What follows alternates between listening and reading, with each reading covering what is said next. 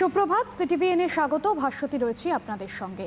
আর প্রত্যেক দিন ঘড়ির কাঁটায় 9:40 মানে সিটিভিএনের অনবদ্য প্রয়াস শুধুমাত্র স্ক্রিনের ওপারে থাকা পড়ুয়াদের জন্য বিভিন্ন বিষয় নিয়ে আমরা প্রত্যেক দিন আলোচনা করে থাকি। তবে অতিমারী পরিস্থিতিতে জীবনযুদ্ধের চ্যালেঞ্জ যেমন বেড়েছে, সেই জায়গায় দাঁড়িয়ে আমাদের অতিমারী পরিস্থিতি থাকবে, আগামী দিন সুদিন আসবে, আমরা চেষ্টা করছি সেই দিকেই। তবে একটা বিষয় যেটা আমরা প্রত্যেক মুহূর্তে একটা অন্তহীন প্রতিযোগিতার দিকে এগোচ্ছি, এবং সেই প্রতিযোগিতায় এগোতে গিয়ে আমরা কোনো সময় যদি সফলতা না পাই তাহলে আমরা বিমর্ষ হয়ে পড়ি, এবং সেই বিমর্ষতা থেকে নেতিবাচক অনেক ভাবনা চিন্তা আমাদের মাথায় আসে। কিন্তু জীবনের সফলতার সাথে সাথে ব্যর্থতা থেকেও একটা শিক্ষা নেওয়া যায়, এবং সেখান থেকে আমাদের আগামী দিনে পথ চলার যে সিঁড়িটা, পথ চলার যে আঙ্গিকটা, সেটাকে আরও মজবুত করতে হয়। অধ্যবসায়ের সাথে রুটিন মাফিক পড়াশুনো করলে সফলতা অবশ্যই আসবে। আর প্রত্যেক দিন তোমাদের এই চলার পথে, এই অতিমারী পরিস্থিতিতে জীবনযুদ্ধে চলার পথে সিটিভিএন সবসময় সাথে রয়েছে। প্রত্যেক দিন যে বিভিন্ন বিষয় নিয়ে আমরা আলোচনা করে থাকি, এবং আজকে স্টুডিওতে যে বিষয় নিয়ে আলোচনা করা হবে ইংরেজি। তবে আজ স্টুডিওতে যিনি রয়েছেন গৌতম চক্রবর্তী স্যার। স্যার, প্রথমেই আপনাকে স্বাগত স্টুডিওতে। আর আজ ইংরেজির যে বিষয়টা নিয়ে আলোচনা করা হবে, অষ্টম থেকে দশম শ্রেণী, ভীষণ গুরুত্বপূর্ণ একটা সময়। কারণ লিটারেচার, যেটা আমরা গত কয়েক সপ্তাহ আগেও বা গত কয়েকটা এপিসোডেও পর্বেও আমরা আলোচনা করেছি যে সাহিত্য কিন্তু একটা বড় বিষয়, এবং সেই সাহিত্য ইংরেজি হোক বা বাংলা হোক, সেক্ষেত্রে রাইটিং একটা বড় বিষয় থাকে। ইংরেজিতে রাইটিংয়ের ক্ষেত্রেও একটা বড় চ্যাপ্টার থাকে, এবং অষ্টম থেকে দ্বাদশ শ্রেণী এই সময়টায় যদি ভিত প্রত্যেকে শক্ত করে তাহলে আগামী দিনে কেরিয়ারের ক্ষেত্রে অনেকাংশেই সুবিধা হয়। আজকে যে বিষয় নিয়ে আলোচনা করা হবে প্রসেসিং রাইটিং। স্যারকে সরাসরি ক্লাস শুরু করতে বলবো। যে বিষয় আজকে পড়ানো হবে প্রসেসিং রাইটিং, ভীষণ গুরুত্বপূর্ণ, কারণ রাইটিংয়ে ছাত্রছাত্রীদের একটা ভয় থাকে। সেক্ষেত্রে মোটিভেশনাল একটা স্পিচ দিয়ে আমরা সরাসরি একদম ক্লাসে চলে যাব। নমস্কার সবাইকে। দেখো, আমরা প্রায় 1.5 বছর হলো ঘরে বসে পড়াশোনা করছি। হয়তো ফার্স্ট ওয়েভের পর সিলেক্টেড কয়েকটা ক্লাসের জন্য হয়তো কয়েক মাস ক্লাস হয়েছিল, কিন্তু পরবর্তী ক্ষেত্রে তা আবার বন্ধ হয়ে যায়। তো আমি এই চ্যানেলে এসে আগেও ক্লাস করে গেছি। আগে আমি গ্রামারের ওপর টেন্সের ক্লাস করেছি, ক্লজের ক্লাস করেছি। তো আজকে রাইটিংয়ের ক্লাস করব, কারণ রাইটিংটা খুবই ভাইটাল। আর এই প্রসঙ্গে বলি যে এরকম একটা পরিস্থিতিতে সিটিভিএন চ্যানেল কর্তৃপক্ষ তোমাদের জন্য এই যে একটা আয়োজন করেছে, এর জন্য আমি ওনাকে বা চ্যানেল কর্তৃপক্ষকে ধন্যবাদ দেব। সেই সঙ্গে এরকম একটা অনুষ্ঠানে আমাকে আমন্ত্রণ করার জন্য বা আমাকে কিছু বলার সুযোগ দেওয়ার জন্য আমি আমার তরফ থেকে ধন্যবাদ জানাচ্ছি। এবারে আমি মূল বিষয়ে ফিরে আসছি, অর্থাৎ পড়ানো। সঞ্চালিকা আগেই বলেছেন যে আমি আজকে রাইটিং অর্থাৎ প্রসেসিং রাইটিংটা তোমাদের শেখাবো। তবে যদি সময় পাই তারপরে আরও কিছু শেখানো যায় কিনা দেখব। প্রত্যেকটা রাইটিংয়ের ক্ষেত্রে বা প্রত্যেকটা বিষয়ের ক্ষেত্রে যে স্টেপগুলো থাকে স্যার তোমাদের লিখে বোঝানোর চেষ্টা করবেন, এবং অবশ্যই তোমাদের বুঝতে অসুবিধা হলে স্ক্রিনে যাওয়া নম্বরে ফোন করবে, এবং অবশ্যই সামনে খাতা খোলা রাখবে। স্যার শুরু করুন। এবার ব্যাপার হচ্ছে, আমি আজকে বলেছি যে প্রসেসিং রাইটিংটা শেখাবো। তো প্রসেসিং মোটামুটি ক্লাস 8 থেকে শুরু হয়, এবং মাধ্যমিক পর্যন্ত প্রত্যেকটা পরীক্ষাতেই প্রসেসিং থেকে প্রশ্ন আসে বা প্রসেসিং লিখতে দেওয়া হয়। এবং নেক্সট যে মাধ্যমিক 2022, সেখানে প্রসেসিং কিন্তু একটা ইম্পর্টেন্ট চ্যাপ্টার। তাই ক্লাস 8 থেকে 10 পর্যন্ত সমস্ত ছাত্রছাত্রীদের অনুরোধ করব এই প্রোগ্রামটা দেখতে থাকো। তাছাড়া যারা একটু অ্যাডভান্স লেভেলে পড়াশোনা করে, তারা যদি 7-এর হয়, 7-এর ক্লাসের ছেলেরাও বা স্টুডেন্টরাও তোমরাও এই ক্লাসটা দেখতে পারো। যাই হোক, শুরু করছি। প্রসেসিং মানে কোনো কিছু প্রক্রিয়াকরণ আর কি, কোনো কিছু বানানো। সেটা কিভাবে বানানো হয়? তো আমরা যদি দেখি কোনো যে কোনো বইয়ের মধ্যে, সেখানে কতকগুলো স্টেপ ফলো করতে বলা হয়। যেমন 1 নম্বর বলা হয় যে একটা ইন্ট্রোডাক্টরি সেন্টেন্স দাও, তারপরে একটা হেডিং দাও ক্যাপিটাল লেটারে, তারপরে অ্যাট ফার্স্ট দিয়ে শুরু করো, তারপর নেক্সট, দেন, নাও ইত্যাদি যে লিঙ্কারগুলো আছে সেগুলো পরপর ব্যবহার করো এবং প্রত্যেকটা স্টেজ থেকে একটা করে সেন্টেন্স লিখতে হবে আর সিম্পল প্রেজেন্ট টেন্সের ভার্বের সিম্পল প্রেজেন্ট টেন্সের প্যাসিভ ফর্ম ব্যবহার করতে হবে। তো সবটাই ঠিক আছে, কিন্তু যারা একটু মানে কম মেরিটের আর কি, ভালো ছেলেরা তো ভালো পারফর্ম করবে, এটা নিয়ে তো কোনো প্রশ্ন নেই। যারা একটু কম মেরিটে তাদের দেখা যায় কয়েকটা ইনস্ট্রাকশান বলে দিলেই তারা লিখতে পারে না, তাদের রাইটিংটায় খুবই পোর পারফরমেন্স হয়। তো আমি সেই সমস্ত ছাত্রদের জন্য আমার নিজস্ব কতগুলো টেকনিকে বোঝাবো। দেখো আমি বোঝাচ্ছি। 1 নম্বরে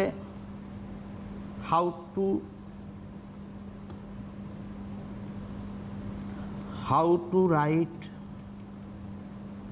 এ প্রসেসিং।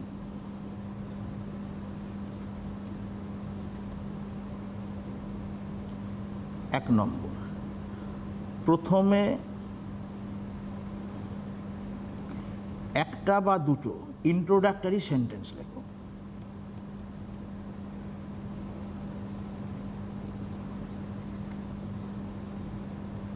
অর্থাৎ তুমি যেটা বানাবে সেই নিয়ে একটা বা দুটো ইন্ট্রোডাক্টরি সেন্টেন্স লিখবে, বেশি লেখার দরকার নেই, কারণ আমরা কিন্তু সেইটা নিয়ে প্যারাগ্রাফ লিখছি না, সেইটা কিভাবে বানানো হয় সেটা নিয়ে কিন্তু প্যারাগ্রাফটা লিখছি।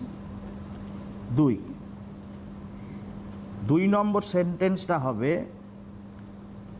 Two prepare it a few step are to be followed.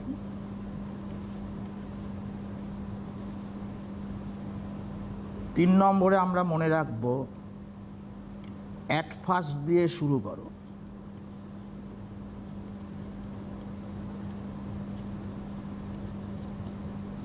তারপর দেন, নেক্সট, আফটার দ্যাট ইত্যাদি লিঙ্কার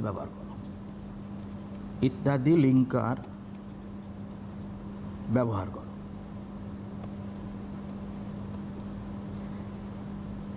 এবং ফাইনালি বা অ্যাট লাস্ট দিয়ে শেষ করো।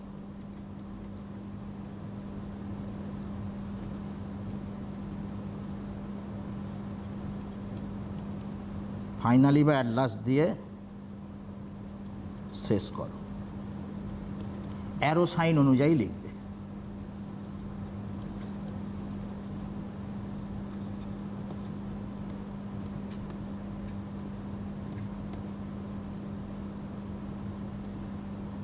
অ্যারো সাইন অনুযায়ী লেখো, না হলে জুতো পরার পর মোজা পরা হয়ে যাবে যদি অ্যারো সাইনটা ঠিকঠাক আমরা মেনটেন না করি।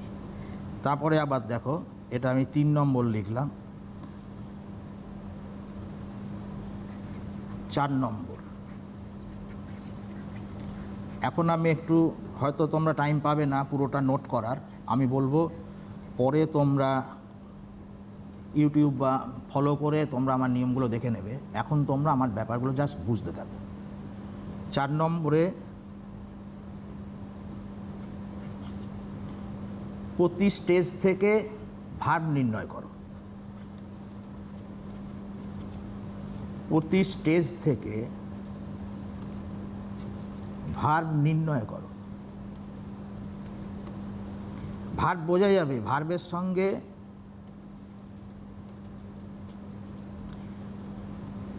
আইএনজি, ইডি, ইএন বা টি ইত্যাদি যোগ থাকে।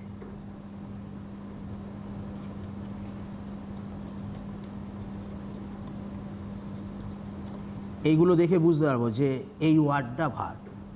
যখন ভার্বটা পেয়ে যাবে 5 নম্বরে, যখন তুমি ভার্বটা পেয়ে যাবে তখন ভার্বকে কি দিয়ে প্রশ্ন করো, হোয়াট।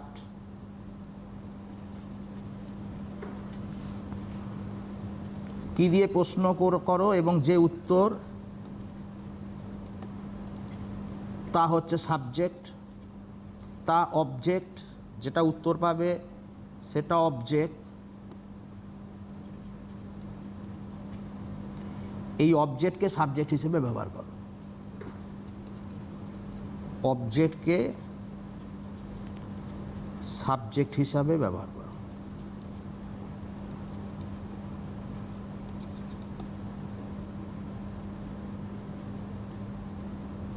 ঠিক আছে, আবার দেখো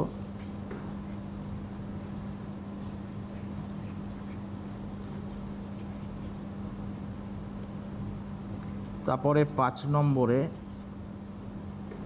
অনেক সময় দেখবে যে শুধু ভার্বটাই দেওয়া আছে, সাবজেক্ট দেওয়া নেই। সেই সময় সাবজেক্ট কী হতে পারে আগের স্টেজ থেকে একটু আইডিয়া করে নেবে বা গেস করে নেবে।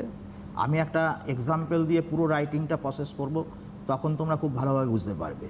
আর 5 নম্বর, ভার্ব আর সাবজেক্ট যখন তুমি জেনে গেলে, তখন সাবজেক্ট প্লাস ইজ বা আর প্লাস ভার্বের পার্টিসিপল ফর্ম, এই ফরমেশনে লিখে যাও, এই ফরমেশনে লেখো। ঠিক আছে, এবার আমি তোমাদের বললাম যে আমি একটা টোটাল রাইটিং লিখে দেখাবো, সেটা দেখাচ্ছি। দেখো, অর্থাৎ সাবজেক্ট ইজ আর ভার্বের third form.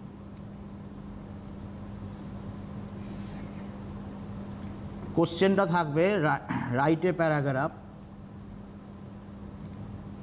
Using the following hints বা ফ্লো চার্ট,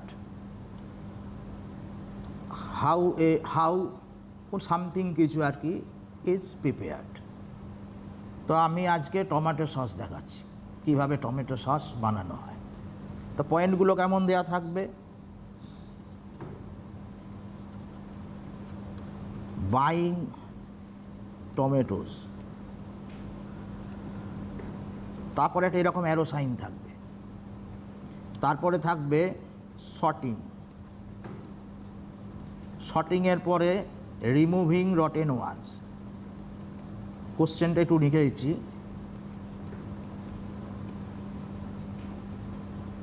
তারপরে ক্লিনিং, ওয়াশিং,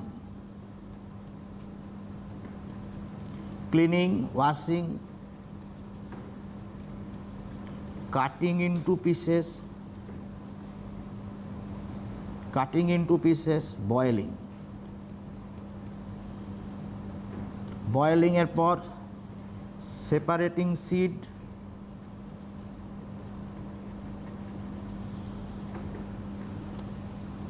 তারপরে অ্যাডিং সল্ট অ্যান্ড স্পাইস,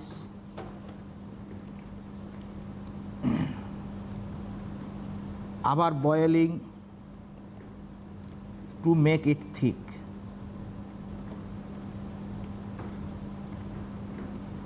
তারপরে বানানো হয়ে গেলে তখন থাকবে যে pouring into sterilize bottles,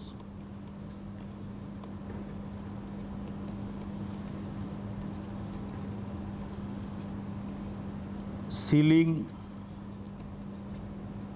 labelling,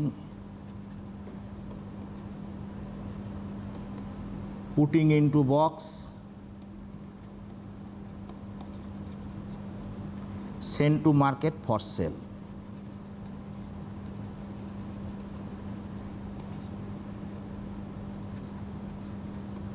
যাই হোক, এটা প্রশ্ন।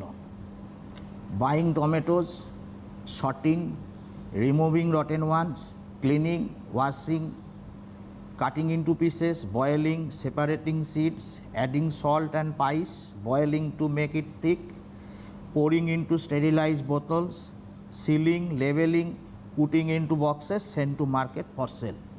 আমি কি বলেছি, আমি যেটা স্টেজ বলেছি, স্টেজ বলতে এই বাইং টমেটোজ একটা স্টেজ, এই বাইং টমেটোজ একটা স্টেজ, তারপরে তোমার এই শর্টিং একটা স্টেজ, প্রত্যেকটা স্টেজের জন্য একটা করে সেন্টেন্স হবে।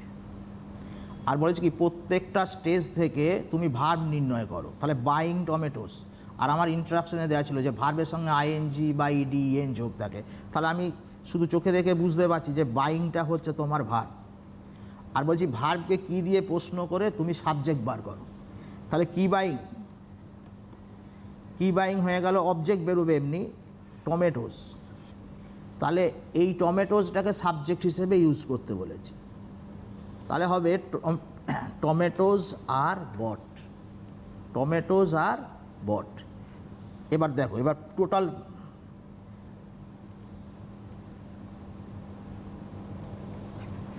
টোটাল প্রসেসিংটা দেখো।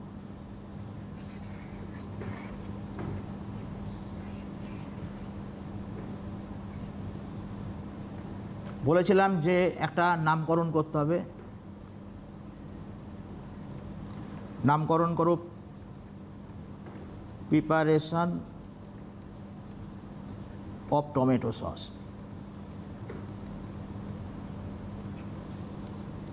তোমরা কি করবে, হেডিংটা একটু বোল্ড হরফে লিখবে এবং এটা ক্যাপিটালে লিখবে। তারপরে বলেছিলাম একটা বা দুটো ইন্ট্রোডাক্টরি সেন্টেন্স লিখতে। তাহলে tomato sauce has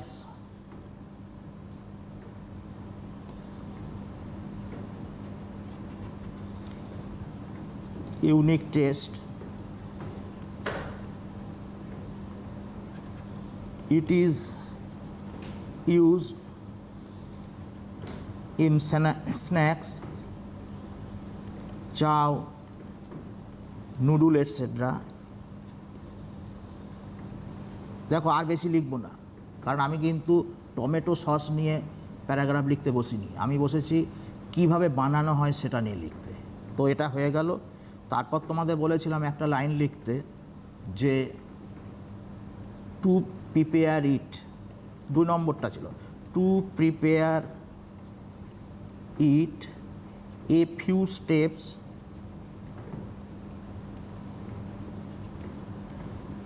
R to be followed. এবার অ্যাট ফার্স্ট দিয়ে শুরু করো, অ্যাট ফার্স্ট। অ্যাট ফার্স্ট দেখো, আমি বলেছিলাম যে তোমাদের বাইং ভার্ব হয়েছিল আর টমেটোসটা সাবজেক্ট হয়েছিল। তাহলে অ্যাট ফার্স্ট, আর বলেছিলাম সাবজেক্ট প্লাস ইজ আর ভার্বের থার্ড ফর্ম এই ফরমেশনে লিখতে। তাহলে সাবজেক্ট লিখছি টমেটোস,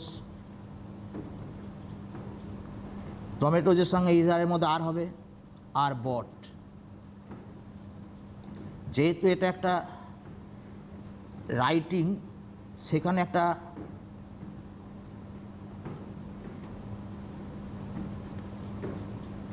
টমেটোজ আর বট, সেখানে একটু রাইটিংটা একটু লম্বা বা চট, মানে একটা ওয়ার্ড লিমিটের ব্যাপার থাকে।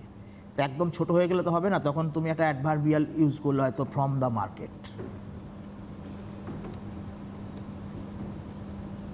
তাহলে at first tomatoes are bought from the market.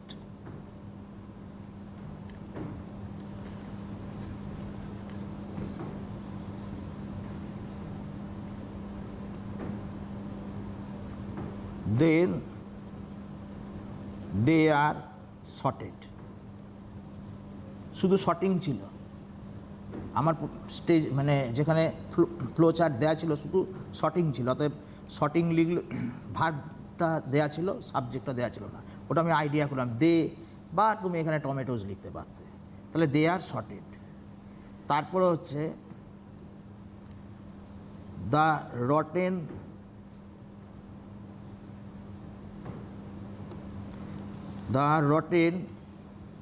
tomatoes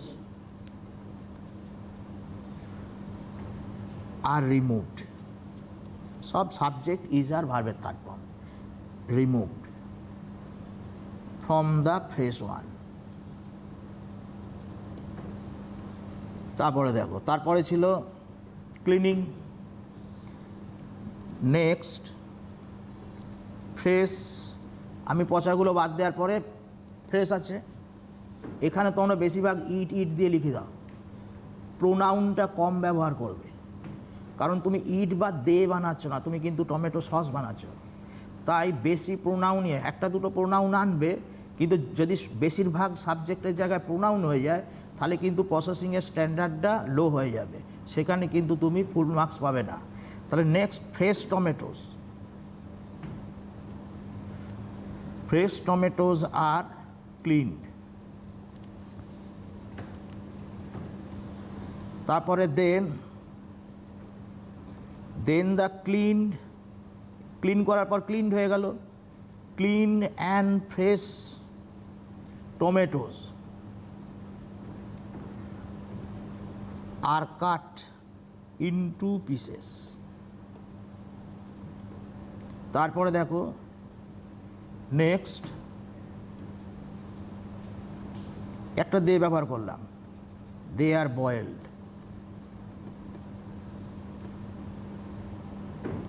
seeds, আচ্ছা এবারে now the boiling tomato pieces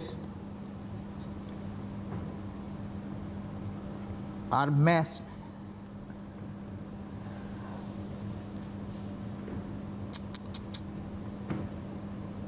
দাঁড়াও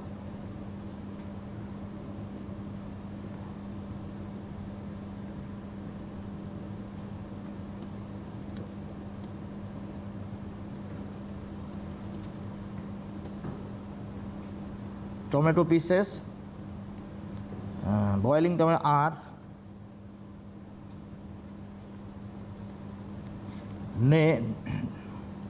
next seeds are separated। তারপরে আবার দেখো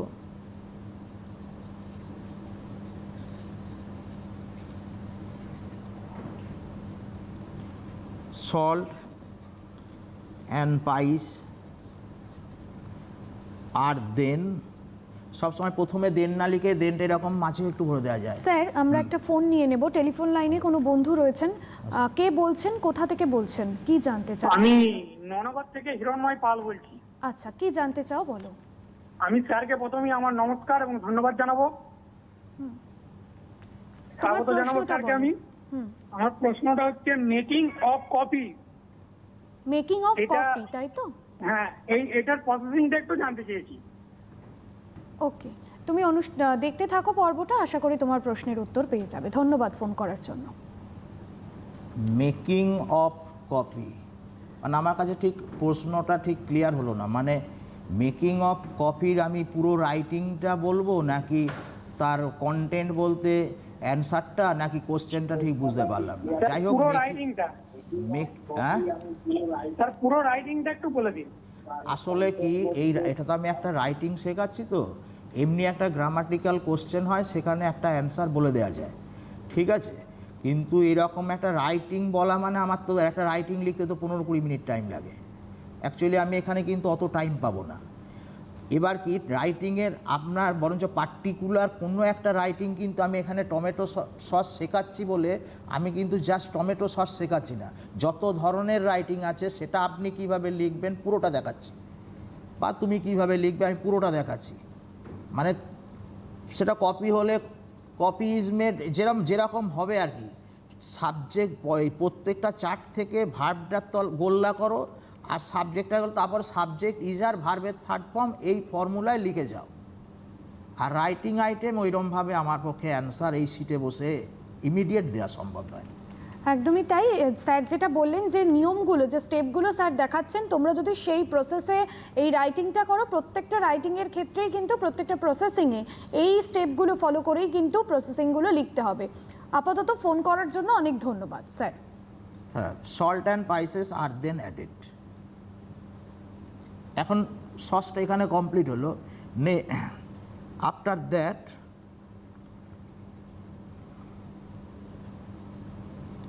sauce is poured into sterilized bottles and the bottles are sealed and labeled.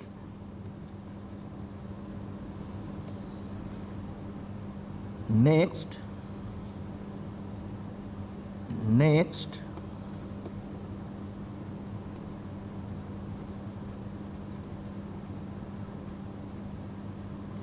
Next, bottles are put into boxes. At last, boxes are sent to market for sale. এই হচ্ছে একটা complete writing. প্রত্যেকটা step বলে দিয়েছি কীভাবে লিখতে হবে পুরোটা। এবার ধরলাম যাদের একটু লো মেরিট, আমি তো বললাম বইয়ে কী লেখা থাকে, তারপরে আমি আরেকটু সোজা করে দিয়েছি। এইবার এতেও যদি কারোর অসুবিধা হয়, অনেক সময় দেখা টানা একটা প্যারাগ্রাফ লিখতে প্রবলেম হয়, আমি একটা ছক করে দিচ্ছি, এই ছক অনুযায়ী তোমরা লিখবে। দেখো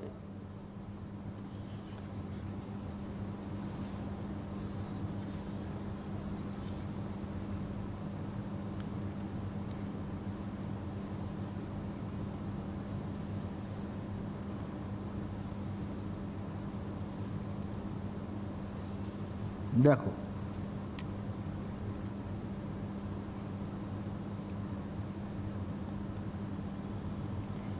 এখানে লেখো লিঙ্কার, এখানে সাবজেক্ট, এখানে ইজ বা আর, এখানে ভার্বের থার্ড ফর্ম, এখানে অ্যাডভার্বিয়াল বা আদার্স ওয়ার্ড যা থাকবে লিখবে। তাহলে লিঙ্কার প্রথমে অ্যাট ফার্স্ট, তারপরে সাবজেক্ট বেরিয়ে আসলো কি টমেটোস, যার কফি আছে কফির ওখানে যা ইনগ্রেডিয়েন্টস আছে যেভাবে আছে আর কি সেভাবে লিখবে টমেটোস। এখানে হচ্ছে গিয়ে টমেটোস যেহেতু তাহলে আর হলো, বাইয়ের third form bought, from market. দেখো এইভাবে প্রত্যেকটা স্টেজে একটা করে সেন্টেন্স বানিয়ে যাও, যত কটা স্টেজ দেওয়া আছে তটা সেন্টেন্স হবে। শেষে কি করবে, এই অ্যাট ফার্স্ট থেকে আরম্ভ করে, তার আগে তো একটু দুটো লাইন লিখতে হবে যে মানে tomato sauce is very tasty food item বা এরকম। তারপরে সেকেন্ড যে সেন্টেন্সটা বললাম, to prepare tomato sauce a few steps are to be follow, ওইটা লেখার পরে এইখান থেকে আরম্ভ করে পুরো এইরকম ছক করে নিয়ে যতটা আসবে পুরোটা একটা প্যারার মধ্যে লিখে দিলে তুমি নম্বর পেয়ে যাবে। অর্থাৎ এইভাবে লিখলে ভালো ছেলেদের এত ডিটেলসে না শেখালেও হয়, জাস্ট দু একটা কথা বলে দিলেই হয়। যারা একটু ব্যাকবেঞ্চার বা যারা একটু কম মেরিটের, তারা এরকমভাবে যদি বাড়িতে কয়েকটা প্রসেসিং বসে প্র্যাকটিস করো, তাহলে তোমরা কিন্তু এই রাইটিংয়ে মানে 8-9 পেয়ে যাবে। আচ্ছা, যাই হোক, এইখানে আমি এতক্ষণ ধরে যেটা শেখালাম সেটা হচ্ছে প্রসেসিং রাইটিং। তো এরকম সব রাইটিংয়েরই কিছু কিছু মানে কৌশল অ্যাপ্লাই করে আমি শেখাই। তো এখন আমি বললাম যে প্রসেসিংয়ের পর যদি সম্ভব হয় তো একটা গ্রামারের ক্লাস করব। তো এখন এবার একটু গ্রামারের ক্লাস করছি। দেখো, তো আমি এখানে আগে এসেছিলাম, সেখানে আমি টেন্স শিখে গেছি, ক্লজের ওপর একটা শিখেছি। তাহলে আজকে আমি যখন একটু টাইম পেয়েছি ভয়েস চেঞ্জটা শেখাচ্ছি। দেখো, আর ভয়েস চেঞ্জ শেখাতে গেলে তো একটা জিনিস কি, আমাদেরকে ট্রানজিটিভ ইনট্রানজিটিভ এই দুটো ভার্ব সম্বন্ধে একটা আইডিয়া দরকার। যে ভার্বের অবজেক্ট থাকে তাকে বলা হয় ট্রানজিটিভ ভার্ব, আর যে ভার্বের অবজেক্ট থাকে না তাকে বলা হয় ইনট্রানজিটিভ ভার্ব। এবার হয়তো প্রশ্ন করবে, স্যার বুঝবো কী করে অবজেক্ট আছে কি নেই? ভার্বকে কী বা কাকে দিয়ে প্রশ্ন করে যে উত্তর আসবে সেটা হচ্ছে তোমার অবজেক্ট।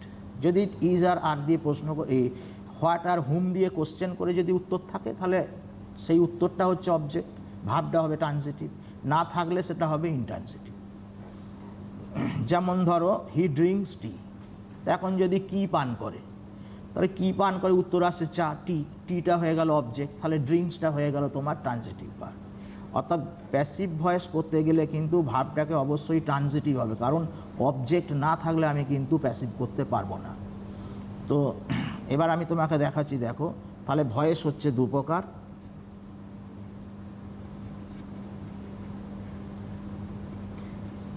একটা হচ্ছে প্যাসিভ, একটা হচ্ছে অ্যাক্টিভ।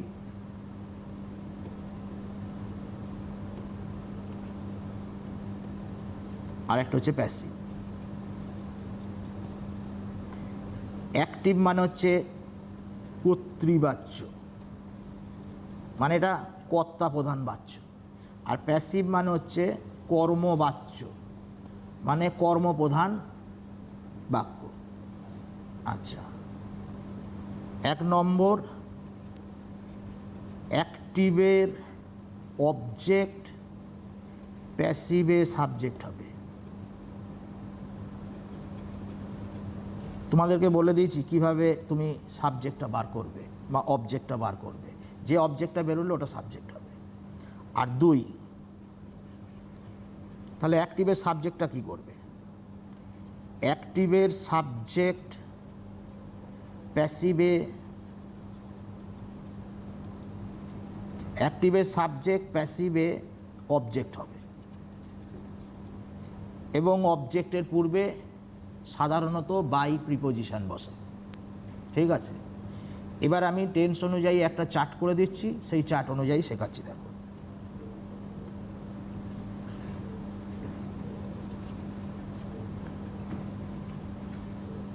প্রত্যেকে নোটবুকটা হাতের কাছে রাখবে, যেহেতু স্যার স্টেপসগুলো তোমাদেরকে বোঝাচ্ছেন।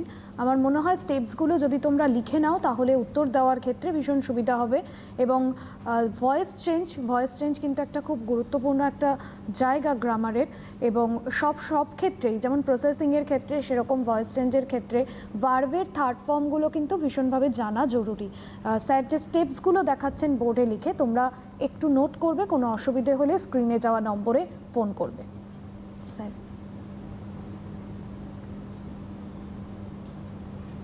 টেন্স আর প্যাসিভ স্ট্রাকচার।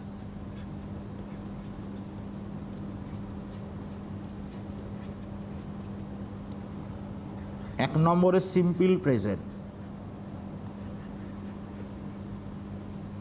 এটা হবে subject is, am is are, sorry,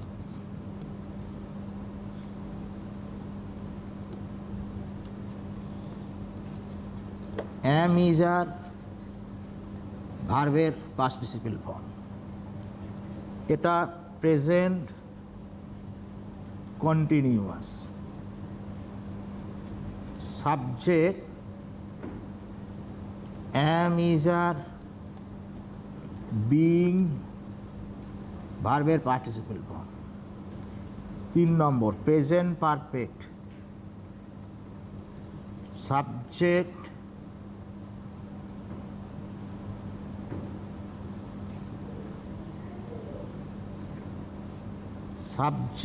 has have been ভার্বের participle form. 4 number, simple past.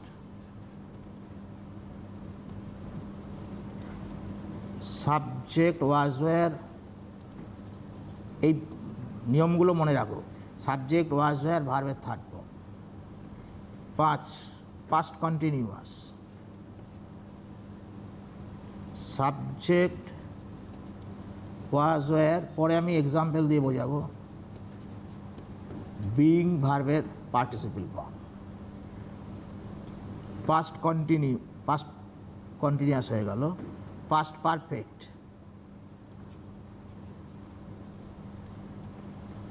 Subject had been ভার্বের participle form. 7, future indefinite. Subject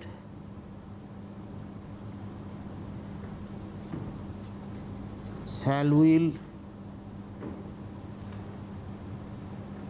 subject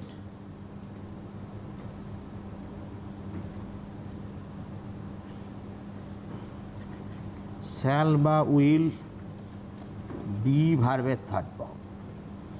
আর 8 নম্বরে ফিউচার পারফেক্ট। এটা সাবজেক্ট, এখানে সাবজেক্ট বলতে কিন্তু আমি এর অবজেক্টটাকে বুঝিয়েছি, অ্যাক্টিভের অবজেক্টটাকে। সাবজেক্ট শ্যাল উইল হ্যাভ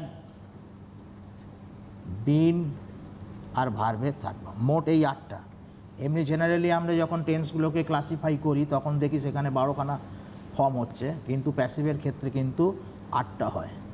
তোমার প্রেজেন্ট পারফেক্ট কন্টিনিউয়াসের প্যাসিভ ফর্ম হয় না, তারপর পাস্ট পারফেক্ট কন্টিনিউয়াসের প্যাসিভ ফর্ম হয় না, আর এধারে তোমার ফিউচার কন্টিনিউয়াস এবং ফিউচার পারফেক্ট কন্টিনিউয়াস এই 4টে বাদ যায়, বাকি 8খানা ফর্মের হয়। দেখো আমি তোমাদেরকে সুন্দরভাবে মানে একটা স্ট্রাকচার করে দিচ্ছি, প্যাসিভের স্ট্রাকচার। তোমরা এই স্ট্রাকচারটা ফলো করে যে কোনো জিনিস করতে পারবে। একটু আমি এক্সাম্পল দিয়ে বোঝাচ্ছি। দেখো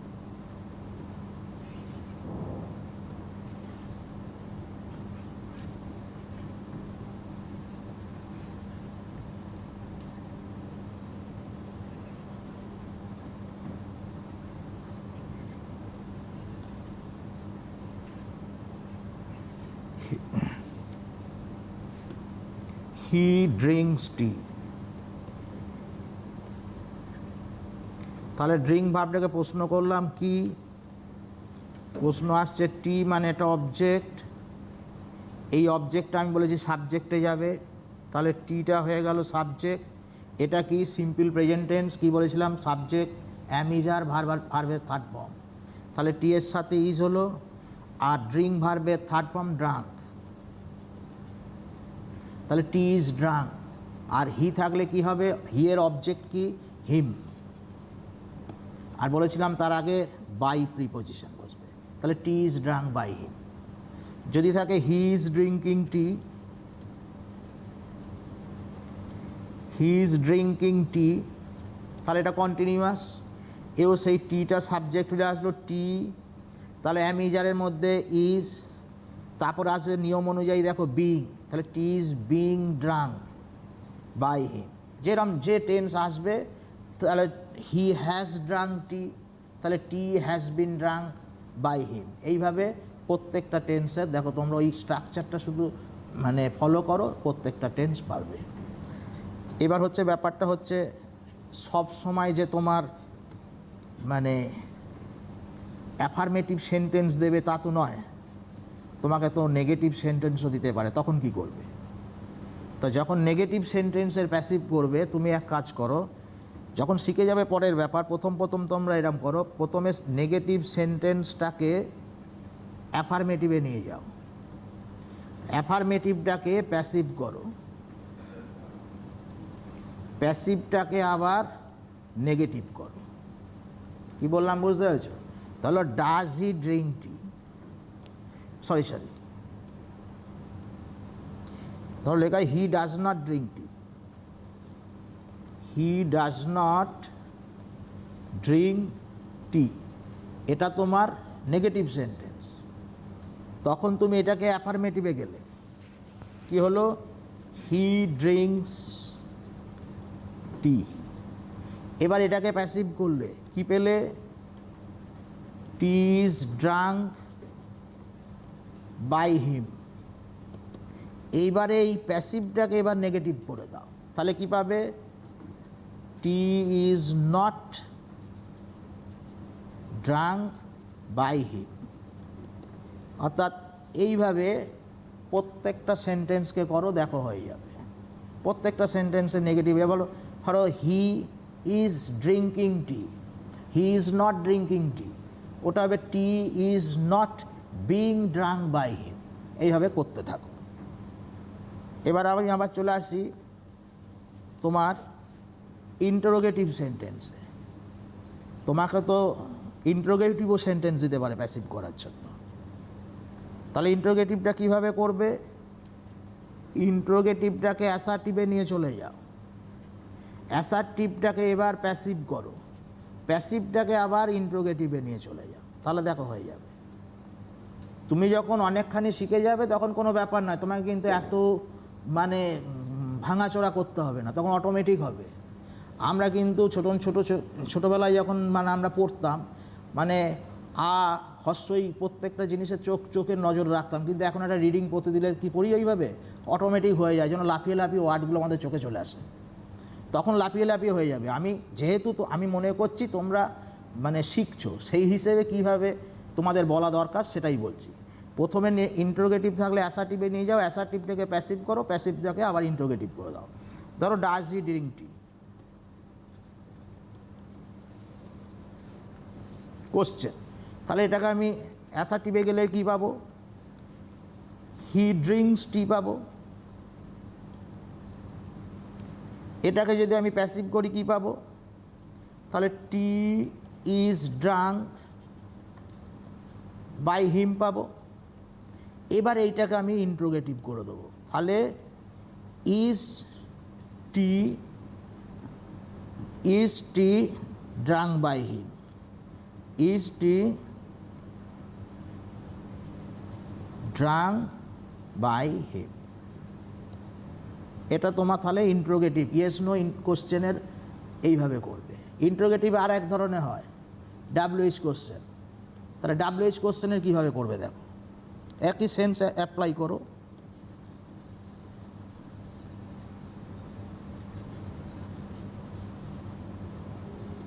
ধরো হোয়াট ডাজ হি ড্রিঙ্ক,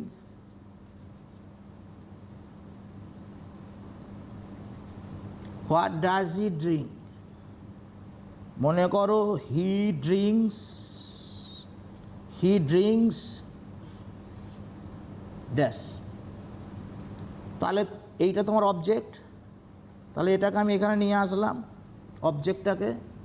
তাহলে এরপরে ইজ হবে, তারপরে ড্রাঙ্ক, তারপরে বাই হিম। তাহলে এটা কি, এটা এই জায়গাটা হোয়াটটা এই জায়গাটা হচ্ছে হোয়াটটা। তাহলে what is drunk by him. এইভাবে ডাব্লিউএইচগুলো করো। তবে হ্যাঁ, এটা বলে দিই, হু থাকলে কিন্তু বাই হুম হয়। হু থাকলে সেখানে কিন্তু বদলে বাই হুম লিখতে হবে। আচ্ছা, তাহলে তোমাদের গেল negative sentence, interrogative sentence, WH question. এবার আসছি দেখো, এবারে হচ্ছে তোমার ইম্প্যারেটিভ সেন্টেন্সের কিভাবে করবে। ইম্প্যারেটিভ সেন্টেন্সের ভয়েস চেঞ্জ কিভাবে করবে।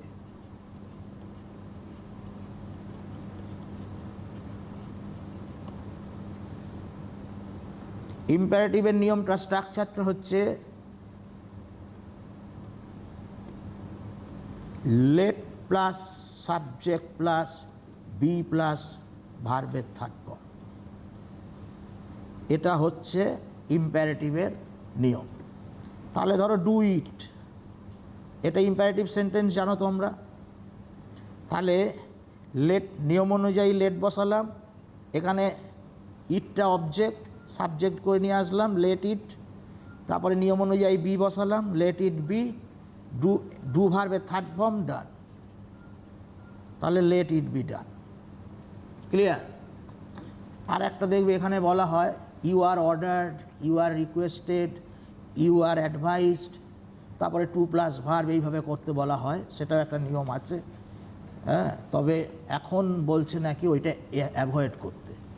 যদি তোমার লেট দিয়ে হয় তাহলে তুমি কিন্তু লেট দিয়েই করবে। যদি দেখো যে লেট দিয়ে একেবারেই পারছো না, তখন অল্টারনেটিভ হিসেবে ইউজ করবে, কিন্তু জেনারেলি এইটা তোমরা ইউজ করবে না। ঠিক আছে? আর আরেকটা ব্যাপার হচ্ছে তোমার কোয়াসি প্যাসিভ বলা হয়। কিছু কিছু ভার্ব আছে যেগুলো রূপের দিক থেকে অ্যাক্টিভ, কিছু কিছু ভার্ব আছে যেগুলো রূপের দিক থেকে অ্যাক্টিভ কিন্তু আসলে সেগুলো প্যাসিভ। সেই ভার্বগুলোর যখন আমরা প্যাসিভ করব তখন আমরা হোয়েন ক্লজ ইউজ করি। সেই ভার্বগুলো যখন প্যাসিভ করব তখন আমরা হোয়েন ক্লজ ইউজ করি। দেখো, হানি টেস্ট সুইট, এটা যখন আমরা প্যাসিভ করব তখন হবে honey taste,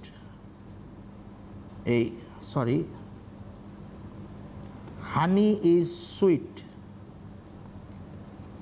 when it is tasted. Honey is sweet when it is tasted. এই ধরনের যে প্যাসিভ সেগুলোকে বলা হয় কোয়াসি প্যাসিভ। স্যার, আমরা একদম অনুষ্ঠানের শেষের পর্যায়ে চলে এসেছি। তো অষ্টম থেকে একদম দশম শ্রেণী অবধি ইংরেজির ভিতটা যেহেতু শক্ত করলে একাদশে অনেকটা সুবিধা হয় এবং সেক্ষেত্রে এই টাইম লাইনে ভীষণ ইম্পর্টেন্ট দিক থাকে। যেমন এখনকার ছাত্রছাত্রীদের মধ্যে প্রবণতা থাকে মানে নোট মুখস্থ করে পরীক্ষায় করা, সেক্ষেত্রে গ্রামারের দিক দিয়ে কোন চ্যাপ্টারগুলো খুব ভালো করে তৈরি করতে হবে, যদি একটু ছোট করে শেষে বলে দেন। দেখুন, গ্রামারের টেন্সটা হচ্ছে একদম মানে মেন, খুব ভালো কনসেপ্ট দরকার। সেই হিসেবে গ্রামারের টোটালটাই দরকার, একদম sentence, classification of sentence, parts of পিচের খুব কম জনেরই আইডিয়া আছে। একটা খুব স্ট্রং আইডিয়া দরকার, কারণ আমাদের অনেকেই জানি কি, ধরেন ইন মানেই প্রিপোজিশন, ইন মানেই কিন্তু প্রিপোজিশন নয়। যখন বলা হবে কাম ইন, তখন ওখানে কিন্তু ইনটা আবার অ্যাডভার্ব, কারণ কাম ভার্বটাকে মডিফাই করছে। সেরকম আর কি, মানে একটা খুব ক্লিয়ার আইডিয়া দরকার পার্টস অফ পিচের। তারপরে মানে তোমার ইন্টারমিডিয়েটে টেন্সটা খুব ভালো করে শিখতে হবে। ভয়েস চেঞ্জ শিখলে অনেকটা জায়গা জানতে পারি।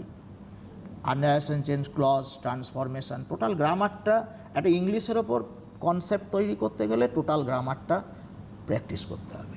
এবং পাশাপাশি রাইটিংয়ের ক্ষেত্রেও অনেক ছাত্রছাত্রীদের অসুবিধে হয়, কারণ রাইটিং অনেক সময় মানে বাধা ছকে আসে না। সেক্ষেত্রে রাইটিং কি প্র্যাকটিস করবে, বা যেমন পেপার কোনো ফলো করবে কিনা, যেমন অ্যাডভার্টাইজিং রাইটিং আছে, অনেক কিছু থাকে, তো সেই জায়গাগুলো যদি একটু বলেন।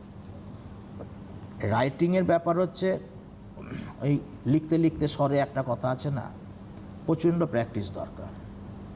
এই যেমন আমরা যারা ইংলিশে কথা বলি, কথা বলতে বলতে অনেকটা বলা যায়, সেরকম লিখতে লিখতে অনেকটা লেখা যায়। একটা কনস্ট্যান্ট প্র্যাকটিস দরকার আছে।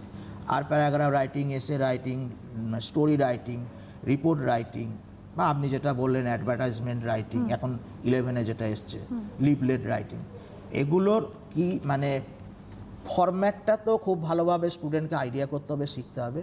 তারপর ফরম্যাট অনুযায়ী একটা এক্সারসাইজ ধরে প্রতিদিন মোটামুটি প্রতিদিন একটা একটা করে রাইটিংয়ের বিভিন্ন ধরনের লিখলো, তাহলে তার লেখাপড়াটা মানে প্রোগ্রেসের জায়গায় থাকবে। অনেক ধন্যবাদ স্যার স্টুডিওতে আসার জন্য।